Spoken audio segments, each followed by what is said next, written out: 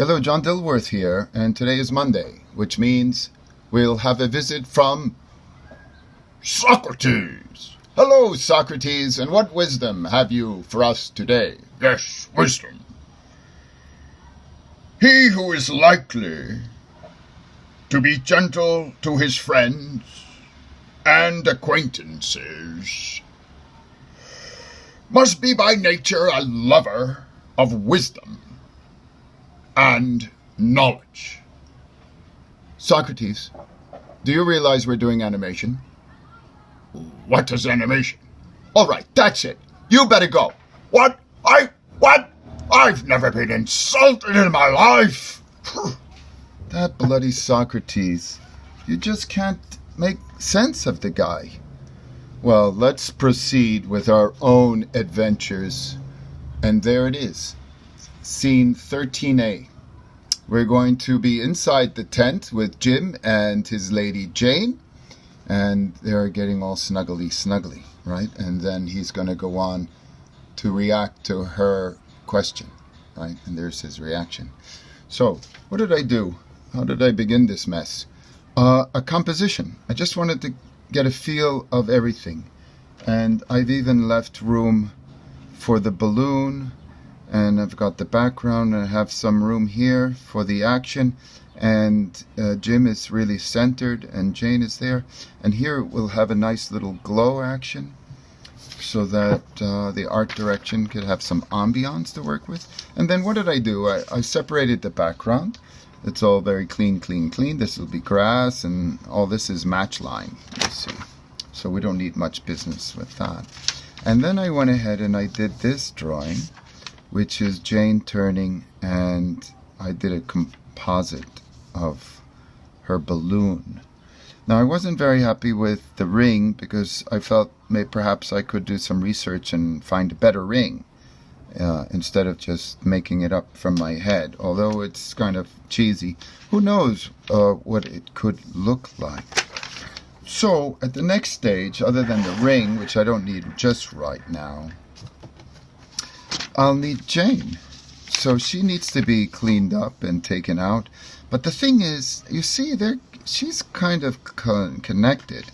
So her turn is going to have to be she's going to have to be on top of Jim. It's very confusing right now because his arm is here and her arm's around. Well, we could always animate them both because her whole body is going to shift. And you see her arm back here, which is a wee bit compromised. And maybe Jim is maybe he'll tilt his head a little bit, to accommodate her. Because, he's in love. There's no question about that. And so is she. They're real deals. They're real. And everything we know about what's going to happen to them attests to their devotion. And I feel that this is important to get across.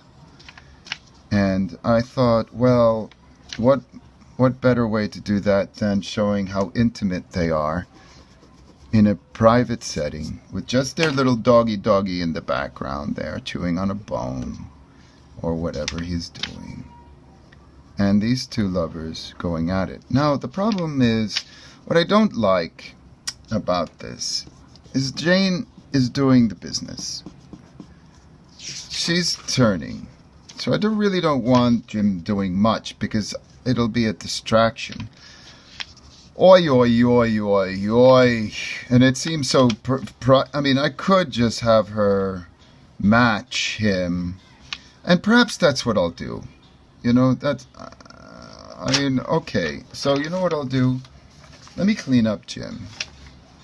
And then I will put her on top, and she will simply match to him. And that's all. And that will solve that problem. Oof. I'm telling you, it's really something to be able to get an hour to draw. But that's how it gets done. Little by little, it'll get done that way. Increments. Just like the creation of the whole world, little by little. right? Geologic time, they say. So we are very excited that we have a donor who won the t-shirt we discussed last week, and that's very exciting. Some proud fan walking around with this handmade original t-shirt. It's all gone now. We're very happy about that. Very, very happy. But we still have plenty of these lovely original storyboard pages that will be inscribed just for you, and you can hang them and admire your favorite pose. You could trade them and circulate. You could do whatever you want with them because they'll be yours with your name on it. All right, so I'm just going to do that. And this is process. This is the process. So it's Monday. I hope everyone had a fantastic weekend full of creativity and stress-free and enjoyed themselves. Because what more is there? Art and laughter and the devotion to life. Right? So says Dilly. Oh, that must be my car. Someone's trying to break in. And this is what it's like living and working in New York City. You never know what sounds are going to come up. So he's looking at her very gently, lovingly, because he's a true blue. And if you think about the narrative, what we know about this narrative, all that he is accepting of her, of what happens to her, something she cannot control. She just can't control it. It must be wearing him down.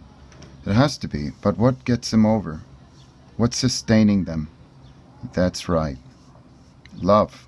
Genuine love and compassion. And we were never taught this stuff in school, right? So we have to learn it somehow. The only way to learn it is to go out and do it, right? And be aware of it.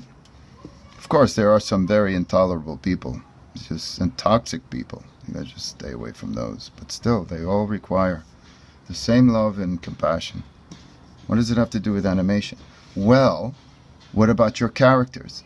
What about the characters we create? Do we not love them? With all their defects, right? We can't get them to do exactly what we want. An arm or an elbow or a finger doesn't look right. What are you going to do? Condemn the character? You're going to work with it. And it's just like that. See, it gets tricky here with the hand. What am I going to do with this hand? I might have to have this hand attached to her head. Well, that's going to be quite a matching problem. Oi, oi, oi, Dilworth. And all to avoid trace back. I mean, because I could have her animate. I could have her head turn. Just like this. And simply trace him back. I mean, how many drawings could that be? She turns 3 drawings? 1, 2, 3? I don't know. I mean, I'm gonna feel it out, but I'm not gonna bore you with this kind of noise. We can always pick this up at another time. And until then, stay animated.